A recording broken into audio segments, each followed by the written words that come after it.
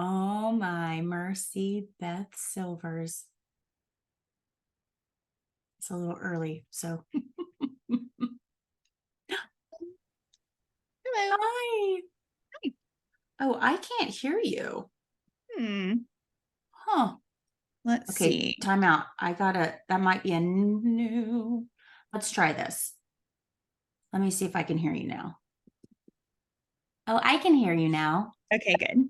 I was just looking at my little line on Zoom to see if it could hear me.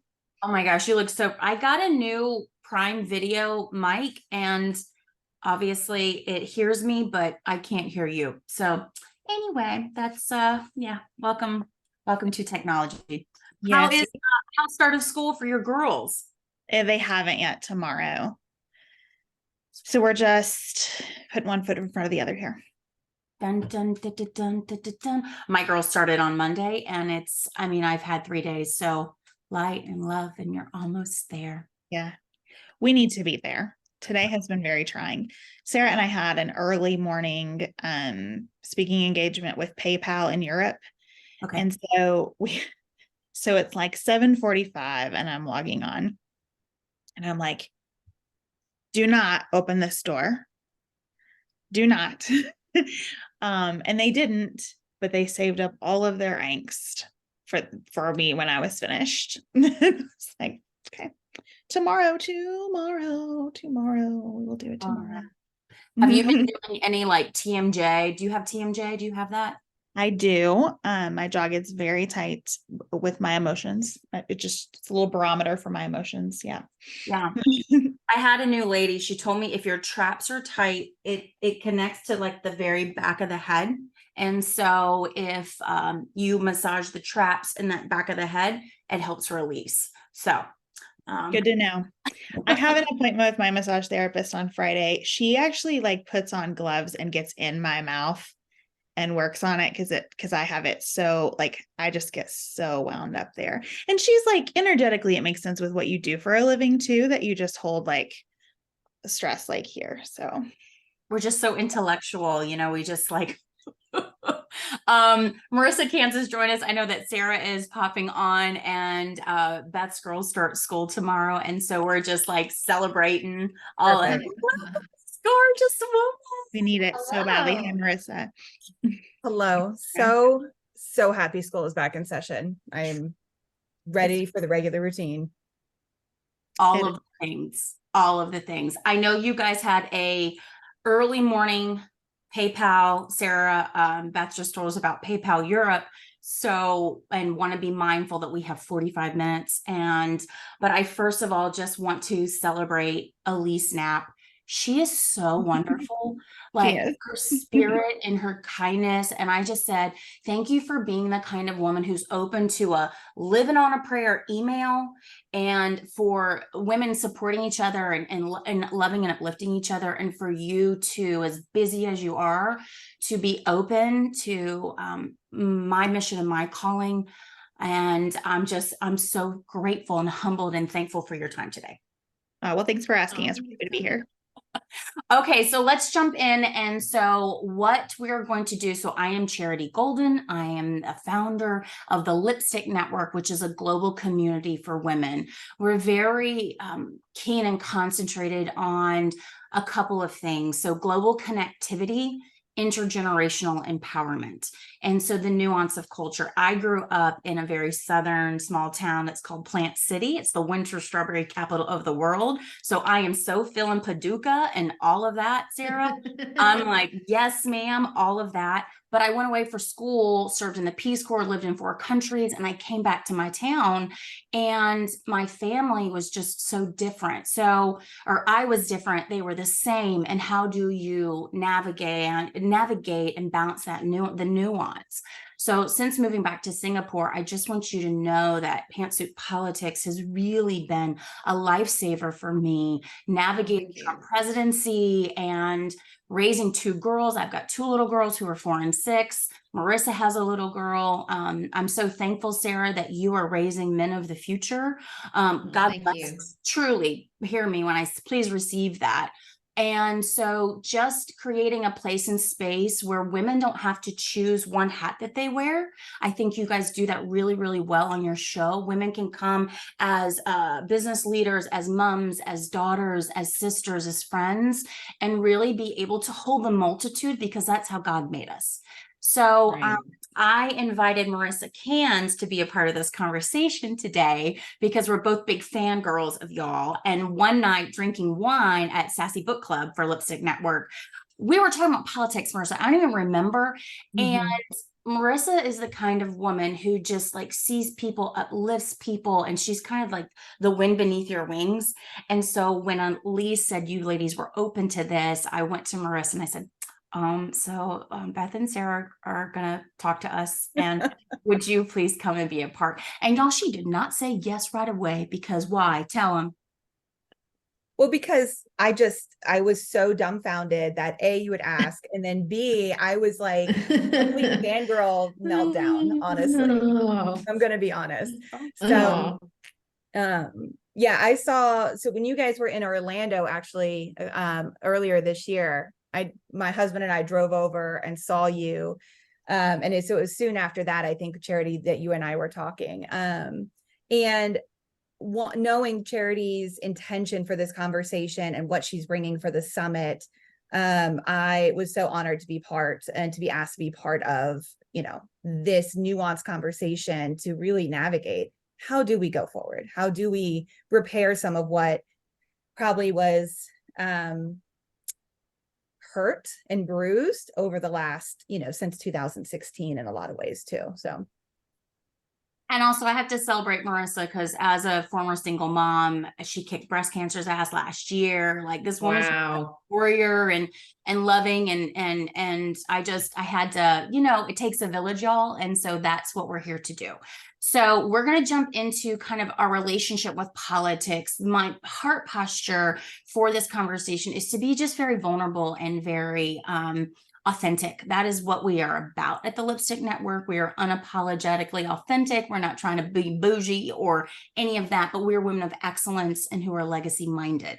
And so as we're stepping into an upcoming election year, really wanted to check in with you ladies. I know you have to have this posture of expertise, but I want to kind of talk to you about when you're taking deep breaths and when you're really busy. What is your relationship with politics, and how are you preparing your hearts and mind for the ramp up has begun? And what kind of advice do you have for us as women who want to connect and support, but don't want to drown under the weight of it all? I'm going to let Beth go first, because I know she's been articulating this a lot on the show recently. Yeah, I've been trying to really process, what did I learn from the last election? What did I learn from the Trump presidency, from COVID? And I think that a lot of my sins come from a place of wanting to do all of that repair myself, and to treat the whole world like my household. And it's, I think, a great thing to have some of that intention, but I take it too far. And so I keep trying to go back to a metaphor that Sarah and I use pretty often, which is that we just want to put good things in the river, but recognize that it is a big river and a lot of people are putting things in it. And much of what I do will be diluted. Some of what I do will have impact downstream in ways that I cannot see. The most important thing is for me to put what I put in the river with integrity, and also to feel a sense of grace with myself when I miss, because a lot of it gets diluted and it rolls down the river. So releasing that sense that going into a presidential campaign is a task for me, but then converting my anxiety into tasks, because that helps me figure out, what can I do? What can I put in that river? So I can donate to candidates who I want to see on a debate stage. I can register in the primary where I think my vote will be most impactful, or where I'm saying the most with my vote. I can encourage my friends and neighbors to vote. You know, the last election cycle, I hosted a ballot club at my house. It's a book club, except that we just have like a PowerPoint of every local election and really focused on the local elections, not the national ones, because that's where a lot of people in the community do not have information. They skip that part of the ballot. So recognizing here's where we have the most power. This is the smallest offshoot of that river, where when we put stuff in it, it has more potency. So just really focusing on what do I need to release? What do I need to gather up and do? And then how do I know when to step back and say, okay, I did my piece. And then the rest will be what it is. And I, like every person who's lived throughout human history, will find a way through no matter what happens. Because as hard as things feel right now, a moment of orienting yourself into the past and looking forward into the future can get me in a space of real gratitude for living in this moment too. I think that's so good. I think, Beth, you do such a good job with like boundaries.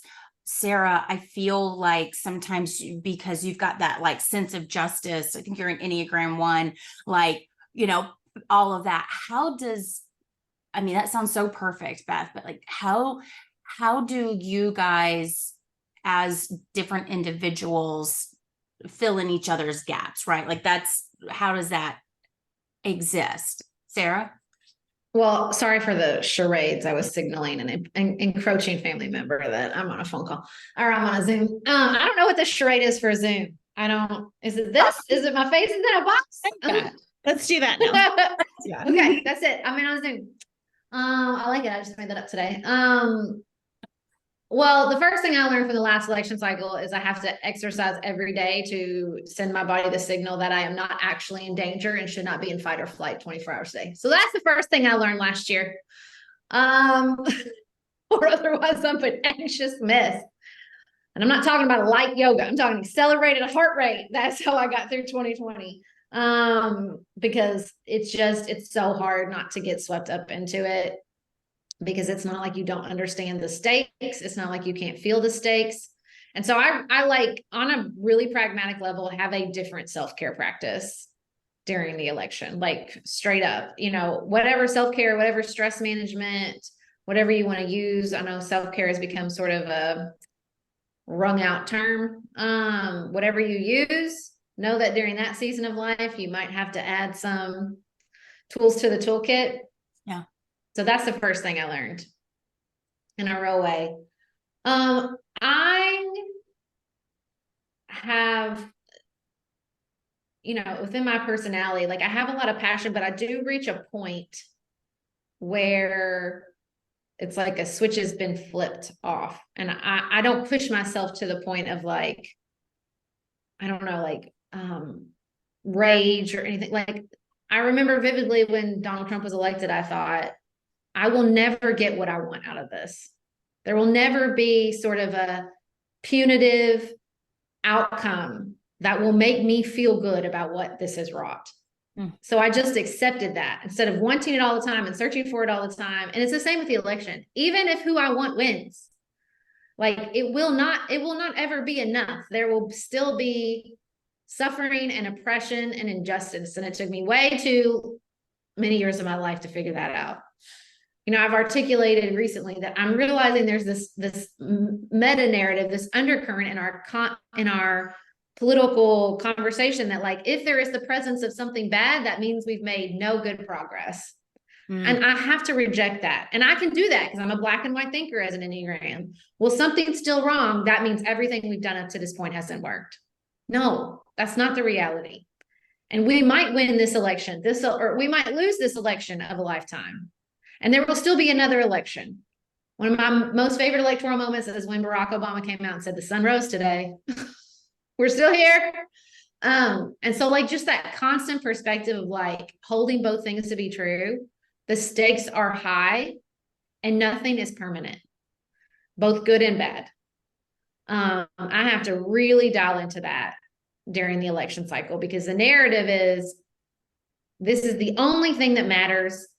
And everything will be fixed or irretrievably broken based on the outcome. And that's just almost never true. but it feels so true. And It feels true. But listen, here's a mantra that I tell myself all the time as an Enneagram 1. Emotions are relevant, but they are not always reality. How we feel is important, but it is not always a complete description of the reality we are living in. In fact, it is almost never a complete description of the reality we are living in. And I have to tell myself that all the time. I think that's so good. Marissa, do you have any thoughts?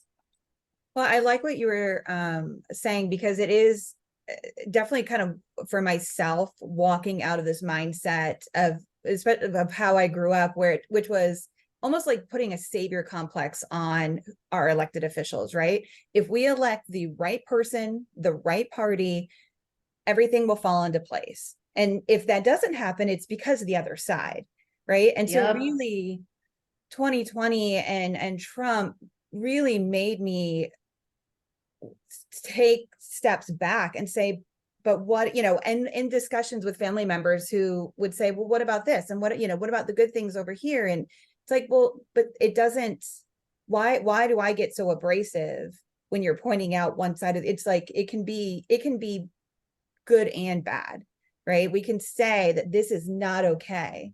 And we can still look at, especially early on, if there were good indicators. And that's for local politicians, whoever, right? And so recognizing that they are not going to fix this world. They are not going to fix our life. They are not going to fix my daughter's life, but it's how these conversations and what we're doing locally that will build that up in the right way. I have 600 thoughts in response to what you just said. The first one is that I wish we could all just like put in our veins that our partisanship should be less an expression of our values and more an expression of our priorities. Because even the person who agrees with you on absolutely everything will not get done while they are in office everything that you or they believe needs to get done. It's not possible. And we know that from every experience we have in life. You teach a Sunday school class, you're not getting everything done in there that you planned. In my home every day, I have a long list of tasks that I intended to do or things I meant to say to my children or show them at the end of the day. The PTO president doesn't finish it all. A CEO doesn't. Every space we inhabit shows us that we can be totally on the same page and still disappoint ourselves and each other. And that, of course, happens with our politicians. The other thing that I really wanted to say in response to your comment about the savior complex on these folks is that I think our new mistake is through our intense desire to get involved and to be activists and to be allies and to do good and just work in the world, we have put that savior complex on ourselves now.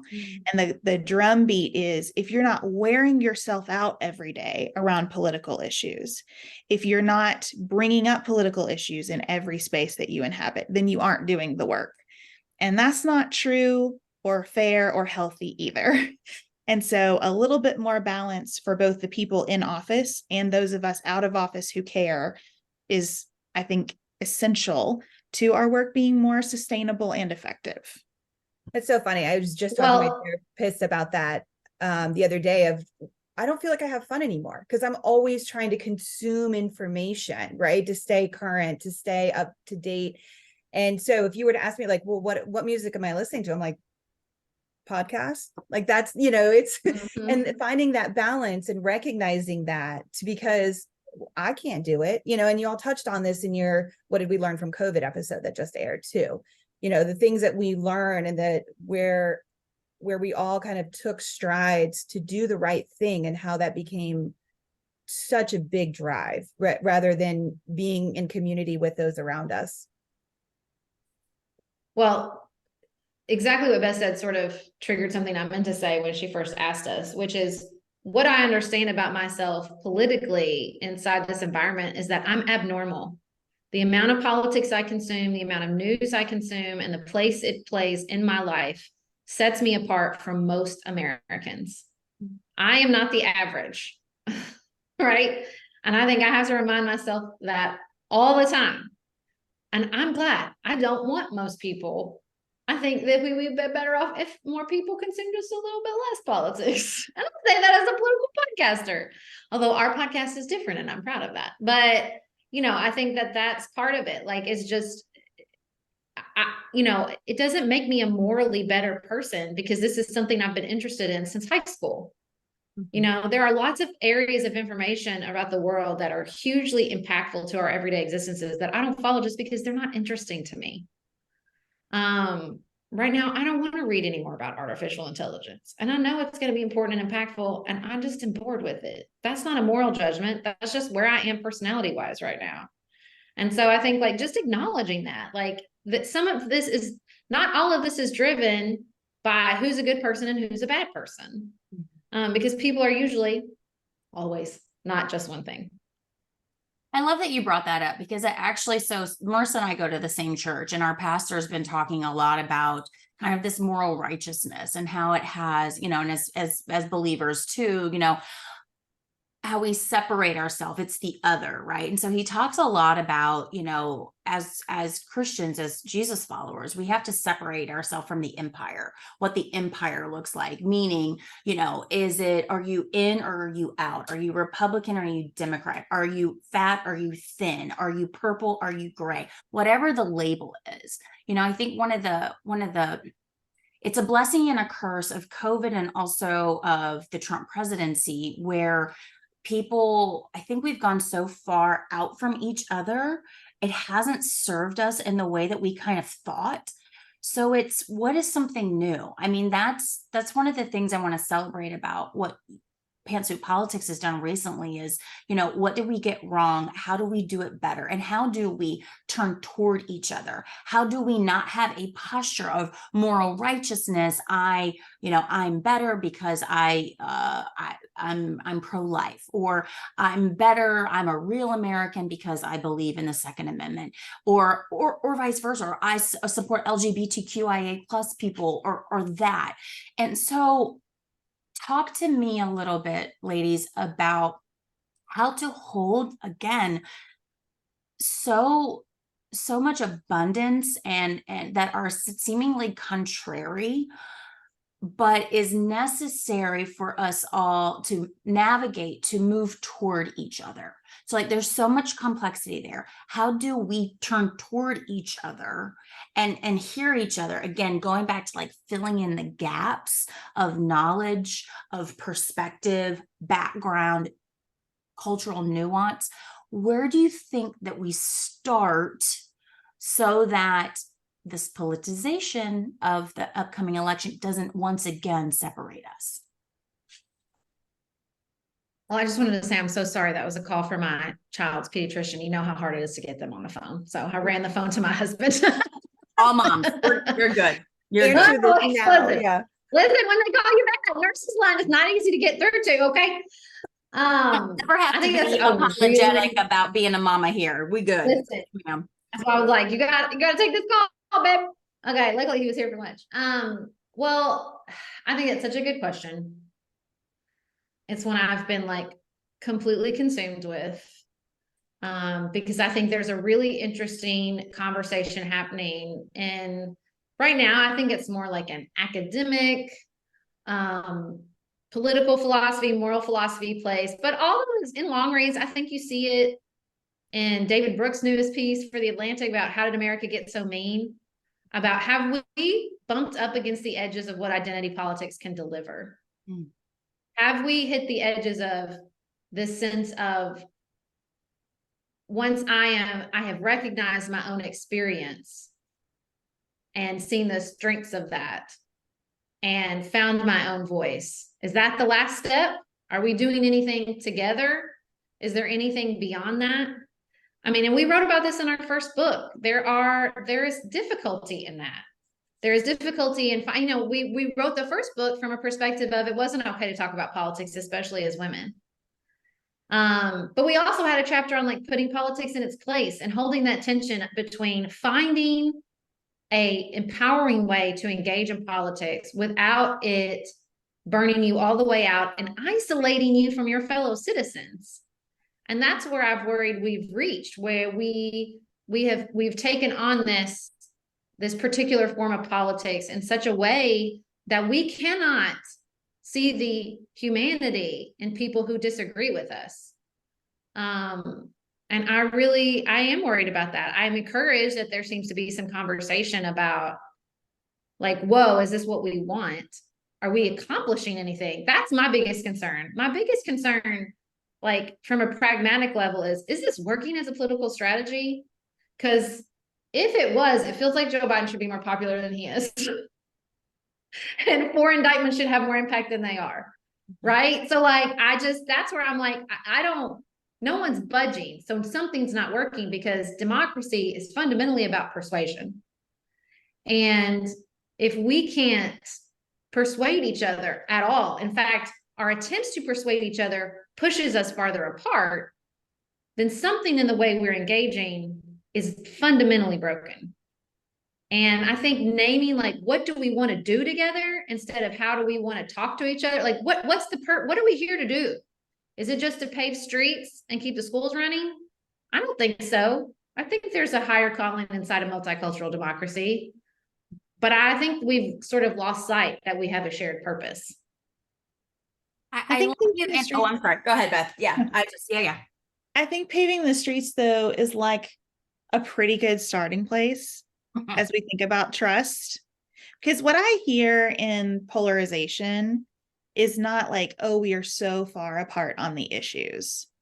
You need only look at the Republican Party's trajectory over the past 10 years to see that it has nothing to do with issues. Issues come and go like the wind over there. And I don't say that to be derogatory towards anyone. I say it to recognize that there is something else going on, something much more fundamental and deeper. This is kind of what we try to get to in our second book. A lot of times when you have somebody email us and say, I can't talk to my grandparents anymore because of politics. If you dig into that, even, 2 more messages in the thread, what you hear is it's not just politics. It's about respect and expectations and disappointment and hurt and this thing that you said when I was 7 years old that I've never let go of, and the way you treated my mom, whatever. So I just think that some of the good work being done in those think pieces that Sarah's talking about is people are starting to say, like, why are we so lonely? And why are we so cruel to each other? And why are we so comfortable with being divided and having our elections feel like we're going to war? Why is it meaningful for us to engage as though this is the existential threat of our lifetime and the whole future of our country is at stake? I was reading some comments from Governor Brian Kemp this morning, and he was saying like some really grounded things, and then tacks on, and the whole future of the country is at stake in 2024, really reflexively. And Democrats do that too. That's not a partisan observation. We have decided that we need that in some way because we want to be in this conflict with each other. And at the same time as we have practiced that and made it such a habit, we are also worn out by it, that the other group of messages we constantly get is like, I have to just turn it off for a while. I can't do it anymore. It stresses me out. So I love that your church is talking about this. In my church, the beginning, middle, and end of everything is communion, which we talk about as like, most of our tables say like, remember. But we pronounce it like remember. We are actually putting the body back together here. And I think some civic remembering is what we need right now. And that's going to take a lot of different forms, but I hope our work is part of it. I think what I wanted to jump on with, thank you so much. There's such abundance here. The word of persuasion, and I think to me, it seems to be this arm wrestle of power, right? We haven't really talked about power and who's more knowledgeable, or who's smarter or more savvy or wealthier or whatever it is. There's this element of power that we it's always here. We never always talk about it. And when you're speaking about, it seems like such disconnection. There is these amazing therapists that they're this Jewish couple out of the Midwest of Chicago, the Gottmans. Have you ever heard of the Gottmans? Oh, Okay. Or Horsemen of the Apocalypse. Or Horsemen of the Apocalypse, and all about like turning back toward each other. I just to pick up on like Beth's point and what Sarah was speaking to, like turning toward each other, like that is, we have women in our network who are like freedom, they go out for like the freedom movement and, very different from me. And I would like to know I want to love these women. Here's the truth. Like, my name's Charity. It means love, caritas, caridad, all of that. Mama did it. I didn't. Like, how to love each other and to that, like, be the nut of it all, the heart posture of it all, being able to start from like the love posture and bring in science, bring in knowledge, not make it a weapon, like you were saying at the COVID, Sarah, but really use it as something to support this turning toward each other, like the Gottman said. Talk to me a little pragmatically, because Marissa and I both have people in our lives, about when we have men that come to us and it's, Monsanto seeds are, they're killing us all. And, we just have to stop eating this. I mean, some thoughts. How do we respond to that with love, with I see your point? Because where I'm struggling is a little bit of like the crazy talk. Like I want you to be seen and listened to, and I don't want you to be in fear because you're misinformed. Where is that? How do we navigate that and like see the light, not my light, but the light of truth and fact? Well, I think there's a couple things here. One is you cannot persuade somebody where there's no trust. And when you have people in power disseminating messages of distrust, it's a big mountain to climb. When you have people in power saying, do not trust them. You can trust nothing they say or anything they read or any media they engage in. It's the enemy. That's hard. Listen, I'm not trying to wrap it up in a pretty little bow. That is hard. That is undoing, I don't think in certain circumstances, especially talking to members of our community, cult is too strong of a word to use, because the psychological strategies are very similar. And so I think, what persuades people is when you trust them and you say, I don't understand how you've reached that conclusion, but I believe that you care deeply about the future of your children and mine. Yeah. I think we agree on that. Yeah. I believe you when you say you care about this. I think we're depending on different information, but I want you to understand that I do not doubt your motives. And I do not doubt that you are motivated by the same things I'm motivated by, which are protecting our kids and creating a better, healthy environment for them. I am motivated by the same things. And I believe you are honestly and sincerely motivated by those things too. Because we cannot, it's like a hierarchy of needs. When you tell people like, I don't trust you and I don't trust your mind, they're not going to take in facts. Like, they're not going to listen to policy persuasion. You've shut it down. Now they're in their animal brain. Yeah. You're telling me I'm a bad person, or that I'm a dumb person, or that I'm an ignorant person. So you don't trust or believe me as a person. I don't care anything else you have to say. And I found myself in that posture inside conversations. You're asking me to doubt my own mind.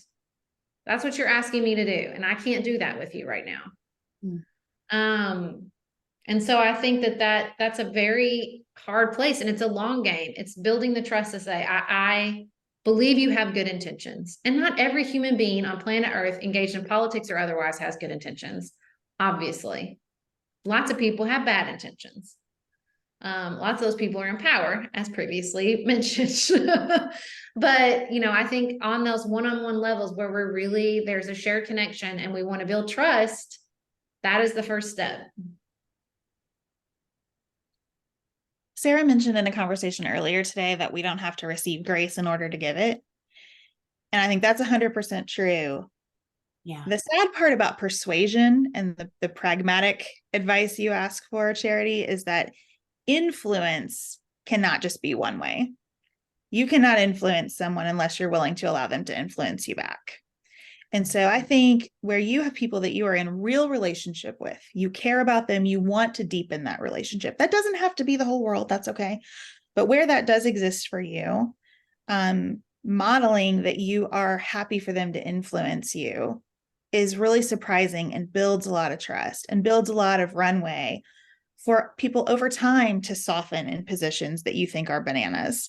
And over time, trust you more and be more interested in where you're getting your information. And I think just saying, like, speaking some of those desires out loud is important. As an easy example, my 8-year-old was working on me today. Like, just, I felt like I needed to run away for a minute. She was driving me crazy. And she was so reactive, and like all the tears and the big feelings, and her legs were like shaking everywhere because she says, I just feel so much, I can't even contain it in my body.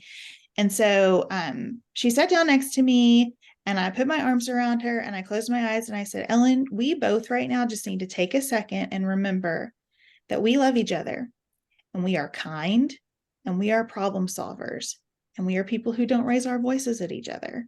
And I'm just narrating who I want to be to her for her. And it totally brought her back to herself.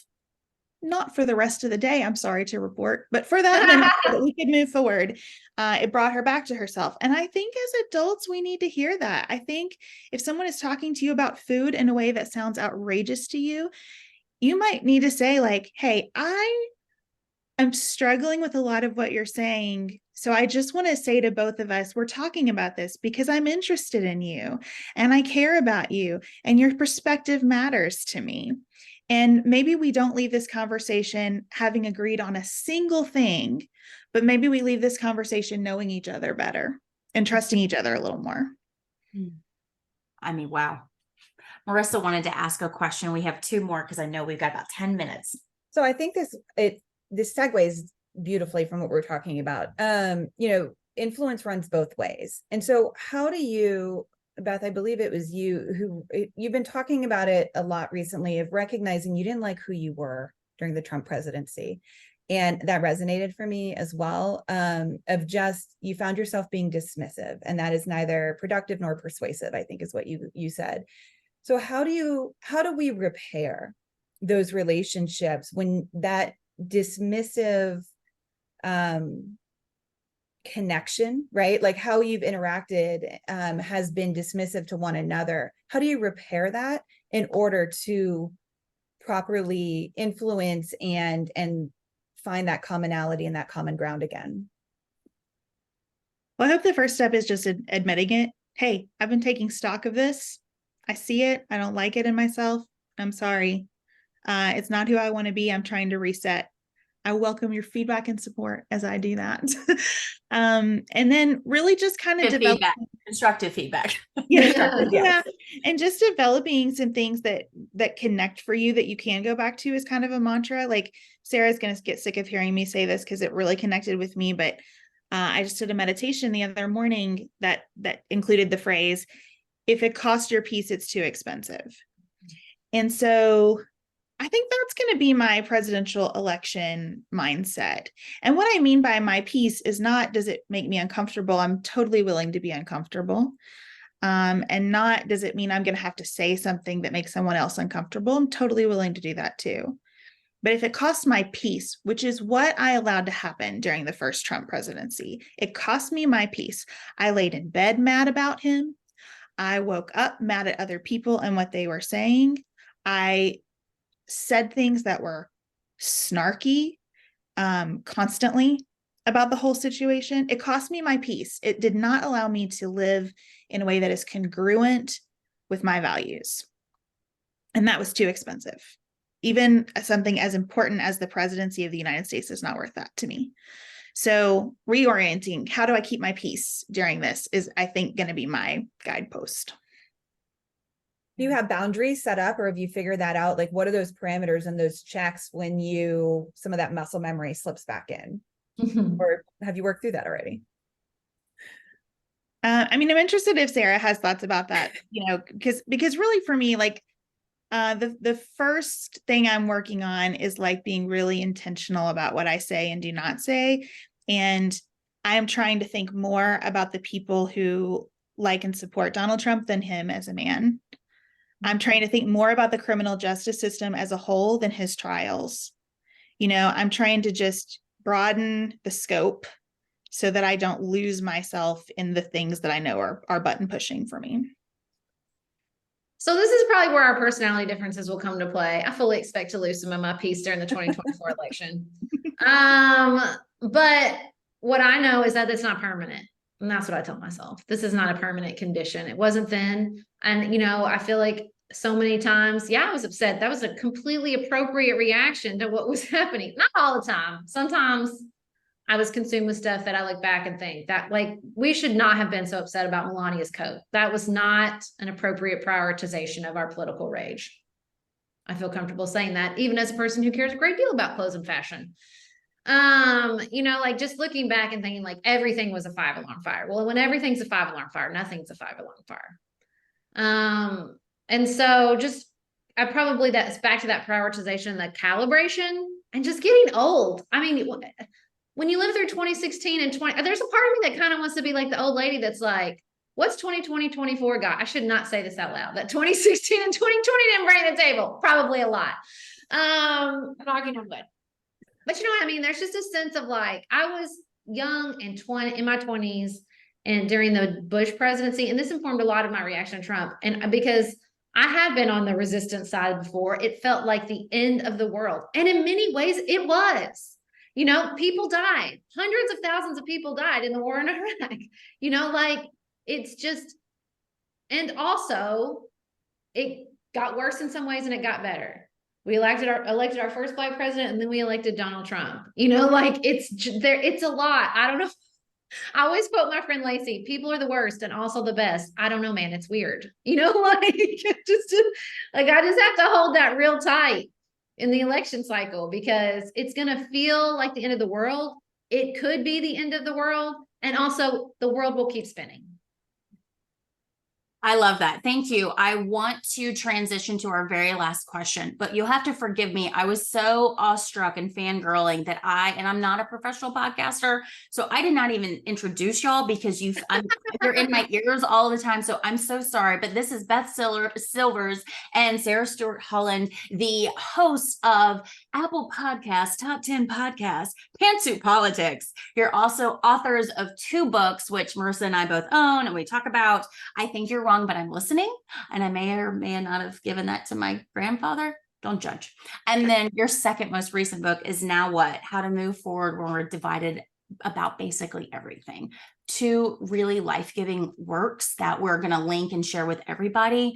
You guys come on the public feed of Apple Podcasts and Spotify twice a week. You also have a really robust Patreon community. So we're going to hyperlink all of this, but wanted to just share all of that. Excuse me for not properly introducing you. Amazing women, wives, mothers, leaders, listeners, learners.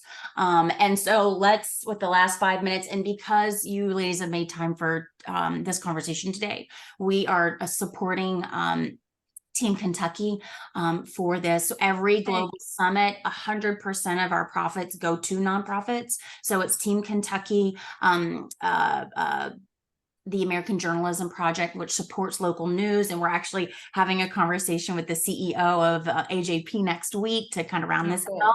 And then the Kidney Foundation, because one of our member networks, niece died. She was born without kidneys, and she lived for 33 days, and they did everything they could, but just trying to research and support babies so that they can have a longer life. So wanted you guys to know that that's the part of the legacy of this conversation.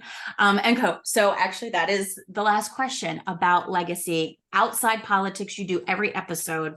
I want to ask you both. At TLN, we're all about legacy building and that it takes a village to change the world. So 2 quick questions. What legacy do you want to establish, right? Like if you look at the Bible, Abraham established a legacy that he never saw, but it manifests and bore fruit with Christ, right? And second, How do you hope your children will absorb that legacy and continue to the thread in their own unique way and path? What a beautiful question that really brings tears to my eyes. I will try to answer without crying, but I will most likely be unsuccessful. We love I actually had this conversation with my 14-year-old the other night. He's very upset with capitalism currently, just generally as a global economic order.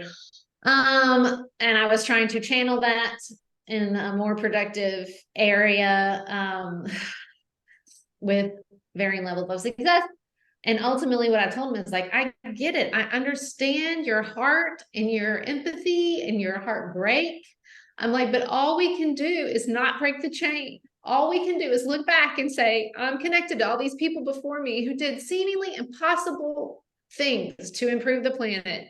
And all I can do is do my piece and hope the next person connects to my link in the chain and continues that work.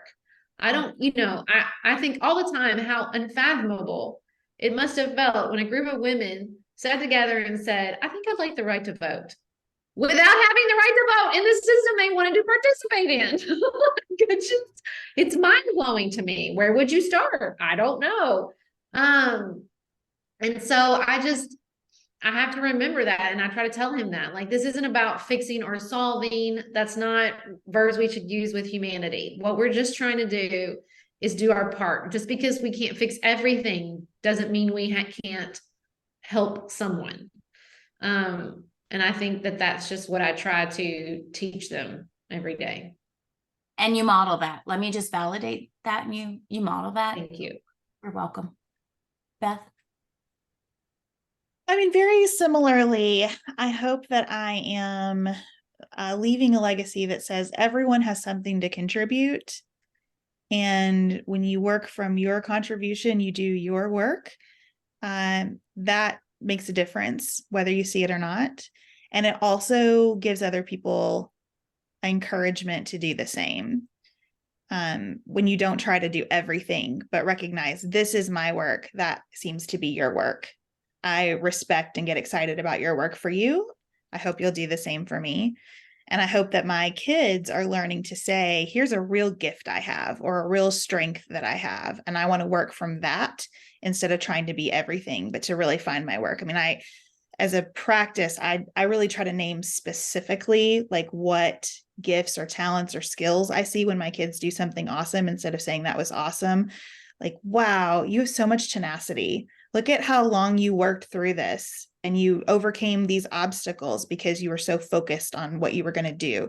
Tenacity is a really important strength to have. And I try to just narrate that for them all the time. I want their internal monologue to sound like, here are my gifts. And I have a responsibility to use my gifts in ways that benefit others. And I also need to seek out the gifts that other people have and make room for them. I love it. Marissa, quick closing thought or anything? I am absorbing so much and just processing it all. Thank you for your honesty, as you always bring. Thank you for bringing clarity to so many thoughts that Charity and I have thrown around, and you know, in the day-to-day, it feels overwhelming. But how do we break that apart? You know, we kept honing in on what's the pragmatic, but how do we practically do this, right? We can talk a lot of big ideas. How do we practically do this? So I appreciate you hearing us and coming and meeting us in that as well. Well, thank you for having us. Yeah, Sarah, it was a pleasure. thank you so much. We are so honored. This is honestly a dream come true. And so please know that you got women rooting for you, supporting you, the wind beneath your wings. We are here for you. Heck of cheerleaders. We love you. Continued abundance. And first day of school, woo, you're almost there. Get your we send you light and love and just gratitude. Have an amazing day. Thank you. Likewise, you too. Bye-bye. Ciao. Bye. Thank you.